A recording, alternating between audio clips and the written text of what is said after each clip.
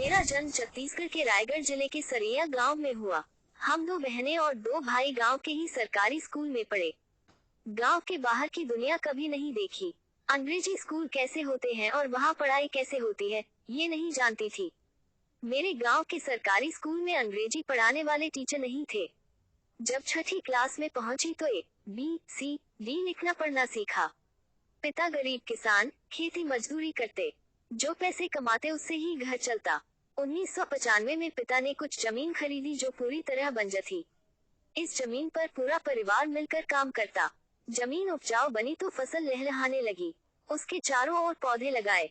जमीन छोड़ने का नोटिस मिला। 85 घर प्रशासन ने तोड़ दिए। सारंगगढ़ में रानू साहू SDM बनकर आई।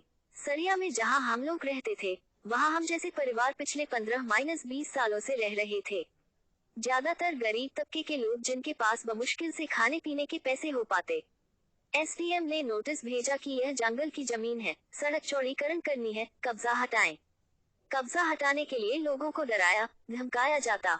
14 फरवरी 2013 को JCB लगाकर 85 घर तोड़ दिए गए। तब कई बच्चों की 10वीं की परीक्षाएं छूट गईं। कई प्रेग्नेंट महिलाएं थीं, लेकिन प्रशासन ने रहम नहीं किया। खेतों में लगी फसलों को भी रौंद दिया गया। विरोध करने पर लाठीचार्ज हुआ। जिनका घर तोड़ा गया, उनके लिए पुनर्वास की कोई व्यवस्था नहीं थी। न कोई शेल्टर, न बिजली, न पानी। हेमलता के गांव में इस तरह बुलडोजर से घर तोड़ दिया गया। बिजली पानी, पुनर्वास को लेकर जब रैली निकाली गई तो SDM आग बबूला हो गई। SDM मेरे घर के बाहर आए और पिता का नाम लेकर बुलाया।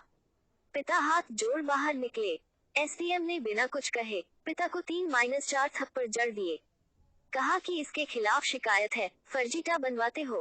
तब थाने में हम सब ने लिखित शिकायत की, लेकिन कोई कार्रवाई नहीं हुई। गांव के लोगों का गुस्सा भड़क उठा। उन्होंने अधिकारी की गाड़ी के टायर की हवा निकाल दी। गाली गलौज और धक्का मुक्की की। हालांकि मेरे परिवार का कोई सदस्य इसमें शामिल नहीं था। पूरे परिवार को जेल भेज दिया गया। घर पर बुलडोजर चला।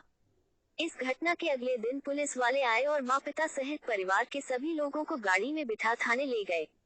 हमारे खिलाफ FIR दर्ज कराई गई थी। मोहल्ले की 3-4 महिलाओं के साथ हम सभी को जेल भेज दिया गया। छोटा भाई नाबालिग था तो उसे अंबिकापुर जुवेनाइल होम्स में डाल दिया। 4 दिन बाद हमें बेल मिली। जब हम घर पहुंचे तो पता चला कि पूरे घर को बुलडोजर से गिरा दिया गया। घर के अहाते में जो मवेशी थे, उनका भी अता पता नहीं मिला। घर में जो थोड़ा बहुत जेवर था वो मलबे ही दब गया। उसका कुछ पता नहीं चला। तन पर जो कपड़े थे, वही बचे हुए थे। घर खाली था, न अनाज, न बर्तन। मेरी किताबें भीति में दब गईं। किसी तरह रिश्तेदारों के यहाँ गुजारा किया, लेकिन प्रशासन का जुर्म यही नहीं थमा। एक और केस बनाकर मेरे पिता को जेल में डाल दिया गया। इस तरह कई परेशानियां आती रहीं। लोगों की समस्याओं की जानकारी लेती हेमलता। 25 लोगों को वृद्धा पेंशन दिलवाना जीवन की पहली उपलब्धि। जब घर में जब ये सब कुछ चल रहा था तब कुछ सामाजिक संगठन आए। उन्होंने मेरे पिता को कहा कि आप अपने किसी बच्चे को भेजें, हम उन्हें कानून की जानकारी देंगे। पापा ने तब मेरा नाम लिया।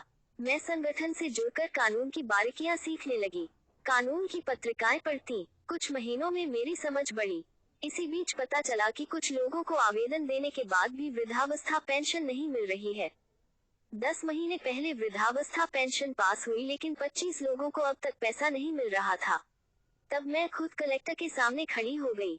आवेदन दिया और मामले की जानकारी दी। DM के आदेश पर CO ने जांच की और 25 लोगों को 10 महीने का पैसा एक बार में ही मिल गया। यह मेरे जीवन की पहली उपलब्धि रही। संगठन ने मुझे पैरालीगल के रूप में रखा। सुप्रीम कोर्ट, हाई कोर्ट के जुड़ी वकील मुझे ट्रेनिंग देते, IPC, CRPC के बारे में बताते। तब तक मेरा MA हो चुका था। पैरालीगल के रूप में काम करते हुए कुछ पैसे भी मिल जाते। 2016 में मैंने रायगढ़ में लॉ में एडमिशन ले लिया। अपने कमाए पैसों से मैंने वकालत की पढ़ाई पूरी की। काउंसलर ने कहा कि आपके खिलाफ आपराधिक मामला चल रहा है, इसलिए नामांकन नंबर नहीं मिल सकता। जबकि मैंने उन्हें बताया कि मैं